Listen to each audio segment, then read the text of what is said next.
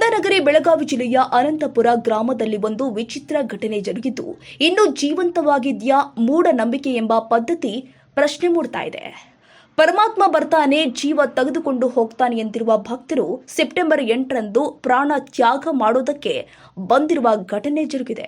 ಇವರು ಉತ್ತರ ಪ್ರದೇಶ ಭಕ್ತರು ಎನ್ನಲಾಗ್ತಾ ಇದೆ. ಅನಂತಪುರ ಗ್ರಾಮದ ಇರಕರ ಕುಟುಂಬದ 4 ಜನ ಸೇರಿ ಒಟ್ಟು 21 ಜನ ಪ್ರಾಣ ತ್ಯಾಗಕ್ಕೆ ಮುಂದಾಗಿದ್ರು.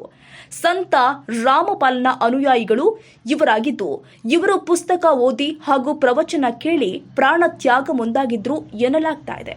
ಅನಂತಪುರ ಗ್ರಾಮದ ಇರಕರ ಕುಟುಂಬದ ತುಕಾರಾಂ ಇರಕರ, ಸಾವಿತ್ರಿ ಇರಕರ, ರಮೇಶ್ ಇರಕರ, ವೈಷ್ಣವಿ ಇರಕರ ಪ್ರಾಣತ್ಯಾಗಕ್ಕೆ ಮುಂದಾಗಿದ್ದ ಭಕ್ತರು ಎನ್ನಲಾಗ್ತಾ ಇದೆ. ಪ್ರಾಣತ್ಯಾಗಕ್ಕೆ ಮುಂದಾಗಿದ್ದ ಮನೆಗೆ ಅಧಿಕಾರಿಗಳು ಭೇಟಿ ನೀಡಿ ಪರಿಶೀಲನೆ ಮಾಡಿದ್ರು. ಭಕ್ತರನ್ನ ಮನವೊಲಿಸಲು ಅಧಿಕಾರಿಗಳು ಯಶಸ್ವಿಯಾಗಿದ್ದಾರೆ. ಚಿಕ್ಕೋಡಿ ಎಸಿ, ಅಥಣಿ ಡಿವೈಎಸ್ಪಿ, ತಹಸೀಲ್ದಾರ್ ಸ್ವಾಮೀಜಿಗಳ ತಂಡ ಆಗಮಿಸಿದೆ. ಅನಂತಪುರ ಗ್ರಾಮದಲ್ಲಿ 21 ಭಕ್ತರು ಪ್ರಾಣತ್ಯಾಗಕ್ಕೆ ಮುಂದಾಗಿದ್ರು. ಉತ್ತರ ಪ್ರದೇಶದಿಂದ ಬಂದ ಭಕ್ತರನ್ನ ಪೊಲೀಸರ ನೇತೃತ್ವದಲ್ಲಿ ವಾಪಸ್ ಕಳುಹಿಸಲಾಗಿದೆ.